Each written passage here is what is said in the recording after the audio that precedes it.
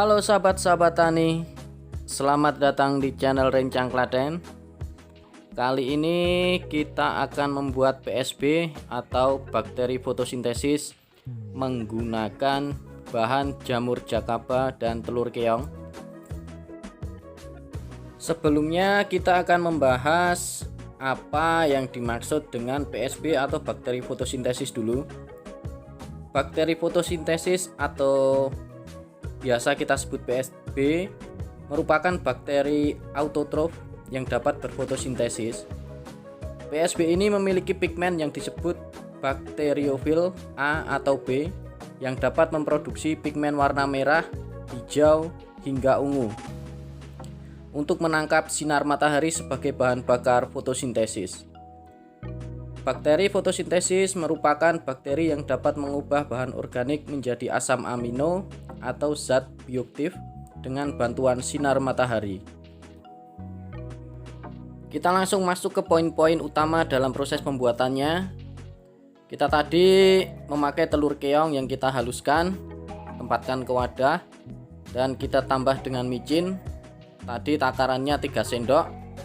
Dan kita tambah bahan lagi yaitu telur puyuh sebanyak 3 butir.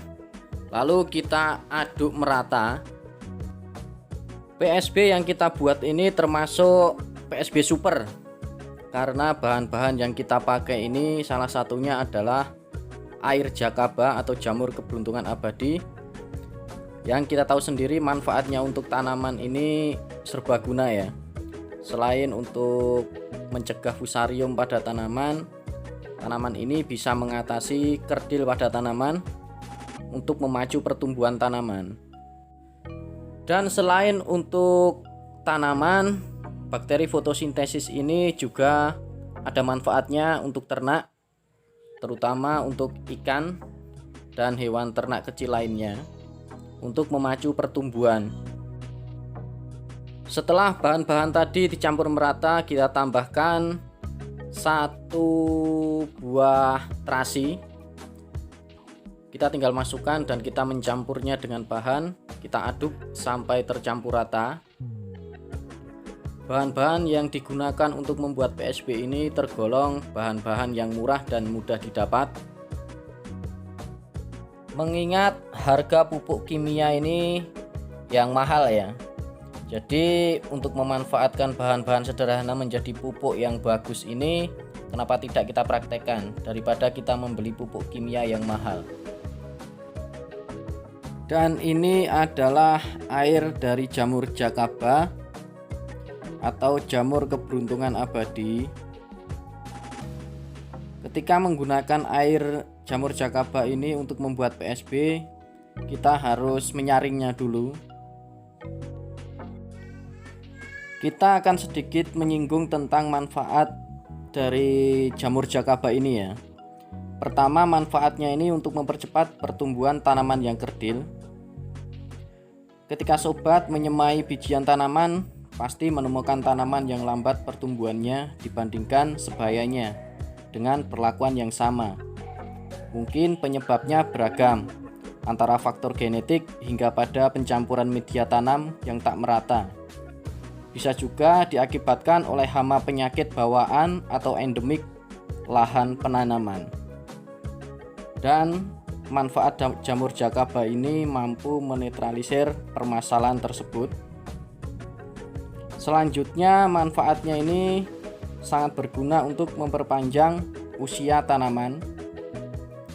Umur tanaman memang berbeda. Ada tanaman yang menghasilkan umur yang pendek, mati karena faktor asli tanaman tersebut. Dengan mengaplikasikan jamur dari jakaba ini, tanaman bisa panjang usia dan subur. Dan selanjutnya, manfaat yang ketiga ini mengatasi fusarium. Fusarium yang diakibatkan oleh cendawan.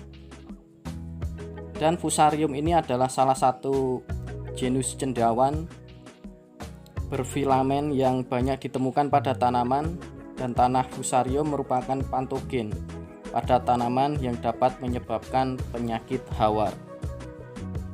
Dan solusinya adalah air jakaba ini. Dan bahan super ini akan kita kembangkan menjadi PSB Super. Tentunya manfaatnya akan lebih teruji ya, karena bahan-bahan yang kita pakai ini sudah sangat bagus dan akan kita olah menjadi PSB atau bakteri fotosintesis. Selanjutnya kita tambahkan ke dalam air jakaba tadi bahan-bahan yang sudah kita campur tadi agar menjadi makanan dari bakteri fotosintesisnya. Dalam satu botol air mineral ini saya memakai dosis 3-10 sendok untuk campuran air jakabanya. Inti dari pembuatan PSB Super Jakaba ini adalah terletak pada maksimalkan proses penjemurannya.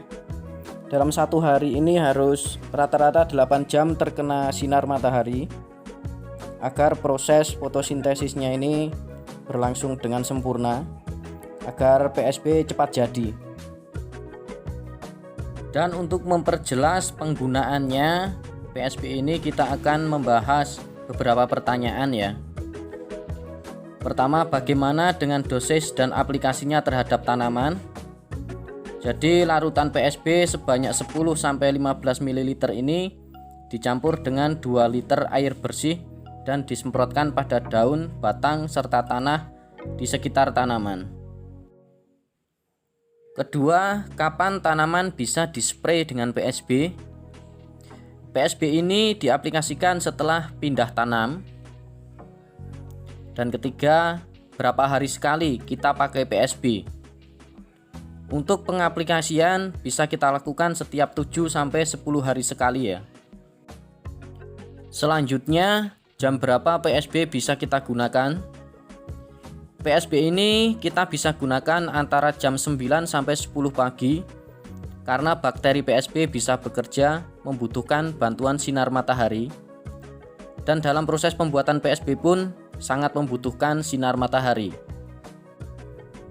Dan selanjutnya, PSB yang sudah lama masih bisakah kita gunakan?